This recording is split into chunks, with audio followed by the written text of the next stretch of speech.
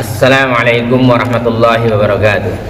Waalaikumsalam warahmatullahi wabarakatuh. Innal hamdalillah nahmaduhu wa nasta'inuhu wa nastaghfiruh wa na'udzu billahi min syururi anfusina wa min sayyiati a'malina. May yahdihillahu fala mudilla lahu wa may yudlil fala hadiya lahu. Asyhadu an la ilaha illallah wahdahu la syarika lahu wa asyhadu anna Muhammadan 'abduhu wa rasuluh. Allahumma salli wa sallim ala Muhammadin wa ala alihi wa sahbihi ajma'in. Amma ba'd. Ya ayyuhalladzina amanu taqullaha haqqa tuqatih wa la tamutunna illa wa antum muslimun. Alhamdulillahirabbil alamin. Pagi ini kita masih diberi kesempatan oleh Allah Subhanahu wa taala untuk dapat menunaikan salat subuh secara berjamaah. Kemudian kita lanjutkan seperti biasa, yaitu mentadaburi ayat-ayatnya dan mengkaji hadis Rasulullah sallallahu alaihi wasallam yang hanya kepadanya lah kita berharap ridha-Nya agar kita dan keluarga kita dijadikan oleh Allah Subhanahu wa taala ahlul Quran dan ahlul jannah. Salawat serta salam semoga tercurah kepada Rasulullah sallallahu alaihi wasallam, Muhammad bin Abdullah beserta keluarganya, para sahabatnya serta pengikutnya yang senantiasa menegakkan sunnah-sunnah Rasulullah sallallahu alaihi wasallam hingga akhir kiamat kelak. Mari sama-sama kita buka dengan bacaan basmalah. Bismillahirrahmanirrahim. Bagaimana kita berdamai dengan sesama itu sudah diajarkan Islam. Sudah diajarkan Islam sejak zaman Nabi Adam.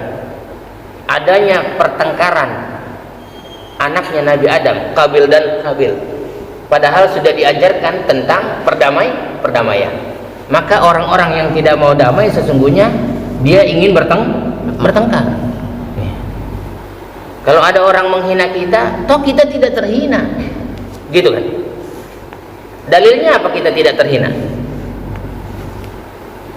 Bahwa Allah menciptakan manusia adalah sebaik-baik makhluk. Kok merasa terhina? Kamu yakin gak sih? Ayat apa itu? Surat apa? Iya, nggak tahu dia, lupa. Baik. Laqad khalaqnal insana fi ahsani taqwim. Sungguh kami telah menciptakan manusia dalam bentuk yang sebaik-baiknya. Kok kamu merasa terhina gitu? Nggak usah. Sekalipun orang menghina, karena Allah sudah menyatakan bahwa sungguh kami telah menciptakan manusia dalam bentuk yang sebaik-baiknya. Gitu ya. Kemudian kami kembalikan dia ke tempat yang serendah-rendahnya kalau dia tidak mengikuti aturan Allah. Jadi enggak usah tersinggung kalau kita sebagai mukmin itu orang yang mengikuti aturan Allah dan Rasulnya, sekalipun dihina dia tidak terhina. Rasulullah dihina nggak? Terhina nggak dia? Enggak, tetap mulia. Jadi kalau ada orang merasa terhina, sesungguhnya dia telah hina. Gitu ya. Jadi Islam sudah mengajarkan perdamaian. Itu asas yang ditanamkan oleh Islam, itu perdamaian itu. Ya, di dalam jiwa kaum muslimin. Jadi kalau jiwanya sebagai muslim pasti inginnya damai. Kalau inginnya berselisih, orang apa itu namanya? Ya orang kafir, pengennya berselisih. Ya, sejak dulu penjajahan di muka bumi ini dilakukan oleh siapa? Kafir. Orang Belanda, orang apa dulu? Kafir. Orang Portugis? Kafir. Orang Jepang yang menjajah kita nih, jelas-jelasnya. Kita dijajah sama orang-orang kafir. Kapan orang Islam menjajah? Ada nggak sejarahnya ditanamkan di dunia ini Islam menjajah? Ada nggak? Ayo, negara mana? Negara Islam. Negara Islam yang menjajah ada nggak? Nggak ada. Yang menghancurkan Irak itu orang apa ini? Kafir. Jadi kalau Anda tidak ingin berdamai, sesungguhnya punya jiwa-jiwa. Ntar dibilangin, ngafir-ngafirin orang. Bukan, memang dia orang kafir. Gitu. Kan orang Belanda dulu datang ke Indonesia orang kafir itu, betul kan? Sejak munculnya Islam telah menyerukan kata perdamaian. Munculnya Islam itu. Ya. Kan para nabi seluruhnya beragama Islam gitu. Islam mencintai dan mensucikan kehidupan. Ada rasa cinta terhadap sesamanya, ya kan? Gitu. Sesama muslim cinta. Ini enggak. Sesama muslimnya, beda sedikit aja tuh, marahnya nggak kira-kira. Wajah senyum, hati menangis. Oh, wajah senyum hati menangis. Gitu. Jadi Islam mengajarkan cintanya terhadap kehidupan dunia, ya. Islam menghapus ketakutan berlebihan. Makanya jangan ada orang takut gara-gara kita. Itu orang paling gak beres itu. Ada tuh anak kecil lari kalau ketemu kita itu takut itu. Ada si Arif tuh, ntar kita ditimpukin. Sampai kucing aja lari tuh. Kucing yang gak punya akal, dia punya perasaan lari. Tapi kalau kita baik, kalau kita datang, kucing nyamperin nggak? Nyamperin. Kalau biasa sering kita kasih makan gitu, nggak hanya kucing, binatang yang najis sekalipun seperti anjing, itu dia datang nggak kira-kira? Datang. Apalagi manusia yang ada akalnya. Ini enggak, mengerikan. Udah deg-degan aja tuh kalau dia datang, dia kan. Ya galak. Anak kecil kalau di masjid kalau dia ada tuh udah pada mengkerut semua tuh, nggak bisa ketawa tuh gara-gara dia tuh ya. Lihat dulu ayatnya itu ya, di surat Al-Anbiya ya, ayat 107 tuh. Anbiya. Ya surat 21 tadi, ayat 107. Sudah ketemu? Wa ma arsalnaka illa rahmatan lil alamin. Dan kami tidak mengutus engkau Muhammad melainkan untuk menjadi rahmat bagi seluruh alam. Jadi kalau kita datang ke satu tempat, kita jadi rahmat. Orang jadi baik, yang tadinya nggak baik jadi baik. Orang yang tadinya nggak ngaji jadi ngaji. Orang yang tadinya nggak sholat jadi sholat. Orang yang tadinya nggak sholat berjamaah jadi sholat berjamaah. Dulu waktu baru 2016, yang sholat subuh berapa Rip? Di sini Rip? 1-2. Hah? 1-2. Iya, 2-3 orang. Kamu, saya sama gitu. Dia adzan, dia qomat, dia imamin. Gitu. Alhamdulillah sekarang sudah banyak. Ya.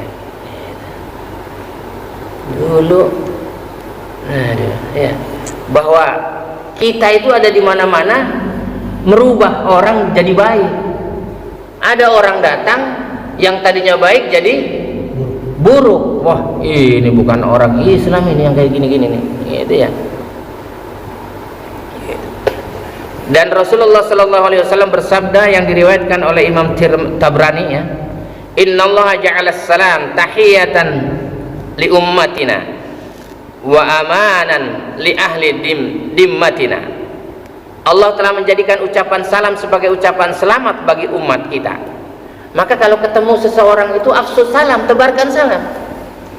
Jadi kalau ketemu ini enggak, jangan menganggap remeh orang intinya. Orang sombong itu menganggap remeh. Itu security jangan dianggap remeh. Enggak ada dia enggak aman juga kita, betul enggak? Maka kalau kita keluar dari komplek kita ucapkan assalamualaikum. Apa beratnya? Masuk komplek assalamualaikum. Ketemu teman assalamualaikum. Salam. Dan Allah telah menjadikan ucapan salam sebagai ucapan selamat bagi umat kita dan tanda aman bagi para ahlud dhimmah kita. Tandanya orang itu aman dan orang diberikan keamanan dengan salam, ucapan salam. Berat betul. Ini enggak orang Islam sih kalau liwat tintin kayak ajaran dukun tuh kalau ngajarin kalau liwat jembatan ntar kasih klakson. Itu mah ajaran dukun, bukan ajaran orang Islam. Orang Islam mah assalamualaikum, ya kan? Ini enggak kalau di tempat yang angker gitu, bawa motor atau bawa kendaraan roda 4 mobil gitu. Jangan lupa nyalain klakson. Kalau nggak nyalain klakson, lempar duit gitu. Iya, aduh.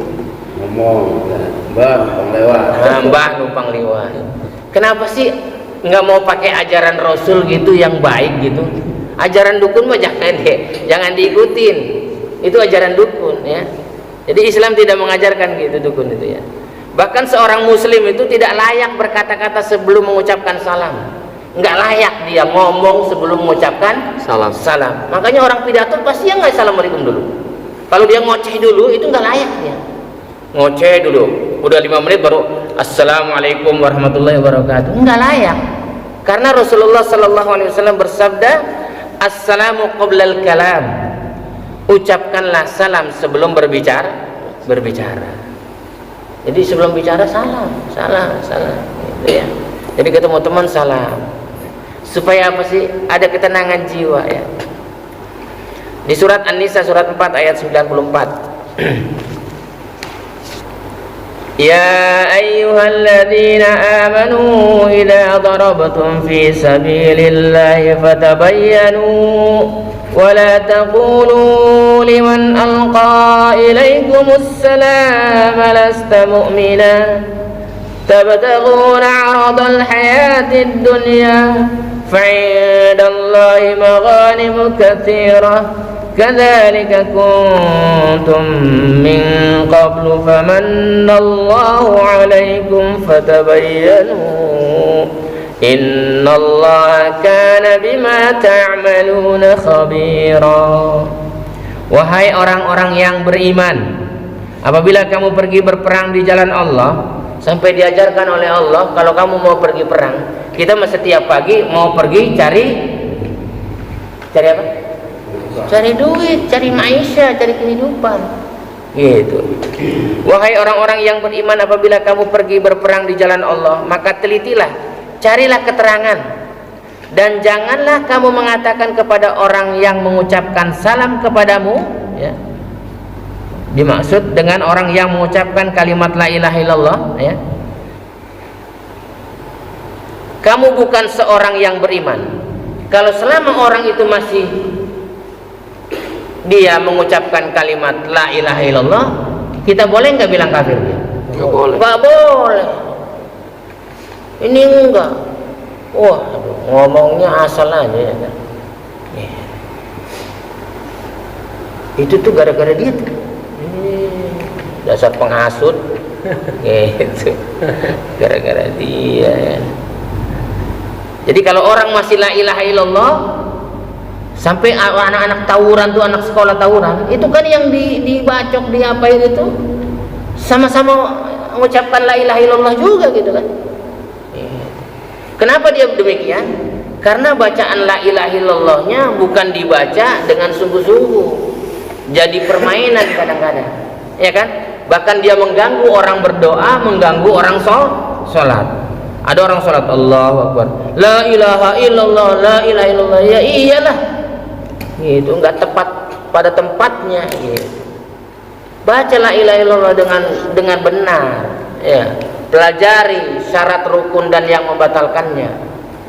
Apa sulitnya kita mengucapkan kalimat la ilaha illallah? Satu kali dibaca saja, kalau dia benar itu menggoncang dunia. Ini enggak, baca la ilaha illallah kayak kumur-kumur.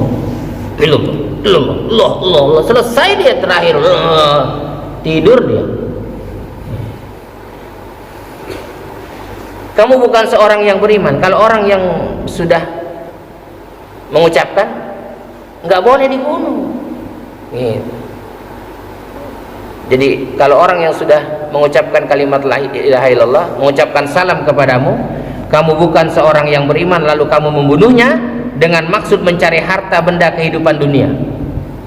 Menyerang orang Islam dengan maksud mencari harta benda dunia atau kehormatan. Begitu jugalah keadaan kamu dahulu ya. Sebelum nyata keislamannya oleh orang ramai, kamu pun demikian pula dahulu ya. Lalu Allah memberikan nikmatnya kepadamu, maka telitilah, bertabayun, orang ini Islam bukan gitu, ini enggak, itu mah alirannya beda katanya, aliran Ciliwung kali gitu. Sungguh Allah maha teliti terhadap apa yang kamu kerjakan gitu ya. Bahwa Allah teliti, maka kita berjamaah damai, Ya. Jadi kalau orang masih tersinggung dengan ucapan orang lain, masih jadi orang itu belum balik. Anak kecil itu kalau diledekin temennya, marah nggak dia? Marah nggak? Oh dasar udin peyang gitu, marah dia, nangis kadang-kadang, betul nggak?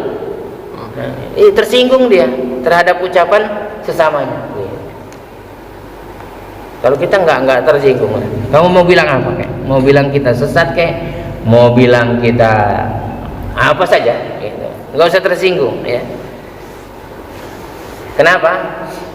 Inna akramakum indallahi atqakum. Sesungguhnya yang paling mulia di sisi Allah adalah orang yang paling bertakwa. Maka bertakwa saja. Tetap Allah muliakan, ya kan? Di surat 33 ayat 44. Tahiyyatuhum yawma yalqawnahu salam wa a'adda lahum ajran karima. Penghormatan. Makanya kalau kita sholat at-tahiyatu lillah, gitu kan? Jadi salam itu adalah satu penghormatan. Kalau kita menghormati orang lain, dipastikan orang lain akan menghormati kita dan seluruh makhluk. Sampai kalau kita baik sama makhluk, termasuk apa aja binatang gitu, kucing yang kita ketemuin, baik-baiklah kucing, gitu kan? Baik-baiklah kucing, semoga engkau mendapatkan makanan di hari ini, makanan yang lezat, gitu. Ini enggak, tempenya diambil sedikit, dipentung kepalanya tuh kucing, ya kan? Ada yang sampai mentung kaki kucing itu sampai pincang-pincang, terlalu gitu.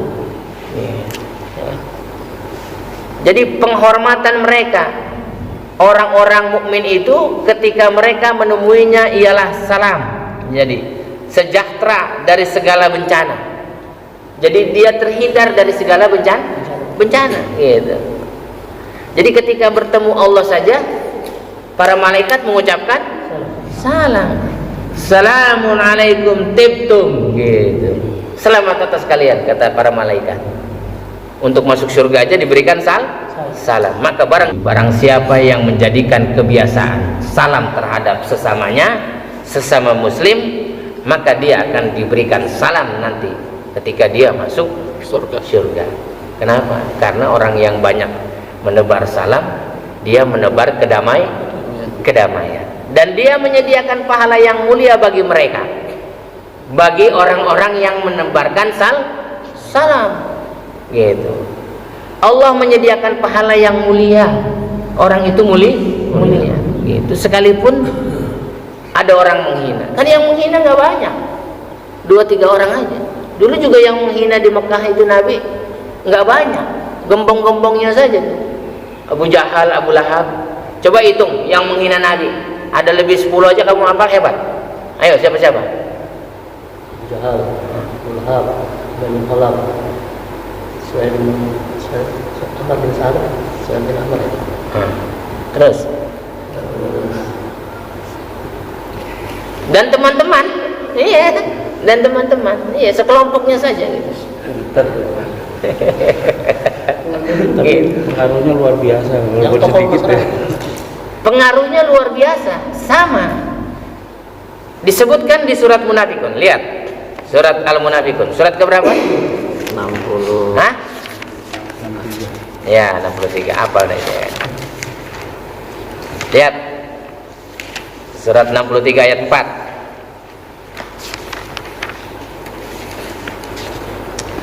Itu orang munafik pengaruhnya luar biasa. Betul nggak?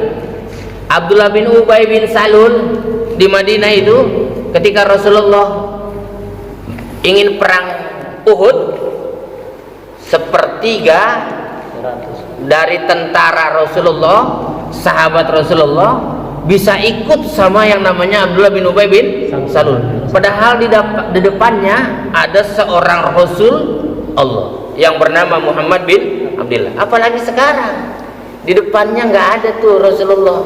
Rasulullah sudah wafat, nggak terlihat Rasulullahnya. Itu masih terlihat saja terpengaruh, apalagi tidak terlihat Rasulullah sudah wafat. Lihat ayatnya nih, orang munafik nih. Satu saja nih di kampung pengaruhnya besar. Wa idza ra'aitahum tu'jibuka ajsamuhum, dan apabila engkau melihat mereka tubuh mereka mengagumkanmu. Enggak ada orang munafik cebol, gendut, jelek, itu enggak ada.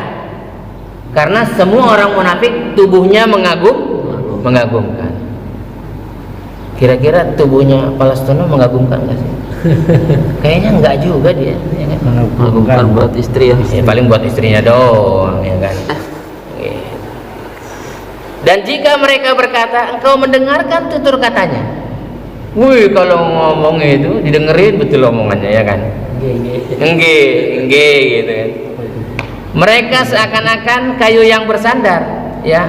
Allah ibaratkan orang itu yang badannya bagus, kalau ngomong suka didengerin, ya. Diibaratkan sebagai kayu yang tersandar. Ya, diumpamakan seperti kayu yang tersandar. Untuk menyatakan sifat mereka yang jelek, meskipun tubuh mereka bagus-bagus, sifatnya jelek kata Allah. Allah berfirman sifatnya orang itu jelek gitu. Dan mereka pandai berbicara, tetapi sebenarnya otak mereka adalah kosong. Baca Quran aja belepetan, nggak kenal za, nggak kenal jim, ya.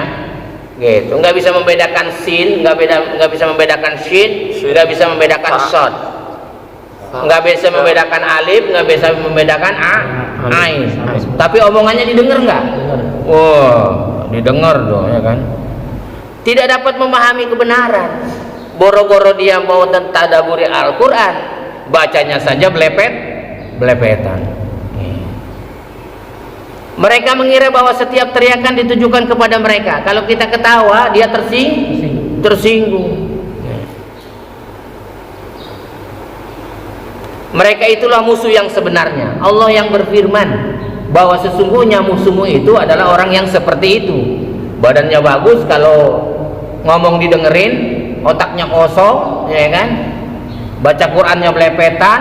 Nah, itu kata Allah apa? Allah berfirman, mereka itulah musuh yang sebenarnya. Maka waspadalah terhadap mereka. Hati-hati. Kalau ada dia menghindar. Ntar ikut-ikutan. Karena ngedengerin Abdullah bin Ubay bin Salul, terpengaruh akhirnya. Padahal Rasulullah sudah di depan jadi komandonya. Gitu. Apalagi kita. Gitu ya. Rasulullahnya kita ngelihat jasadnya sudah terkubur di Madinah. Itu pun kalau kita ke sana. Kalau belum ke sana nggak ngelihat lihat. Gitu. Maka hati-hati. Maka Allah berfirman, maka waspadalah terhadap mereka, semoga Allah membinasakan mereka. Allah berfirman, semoga Allah membinasakan mereka. Jadi kita nggak usah membinasakan.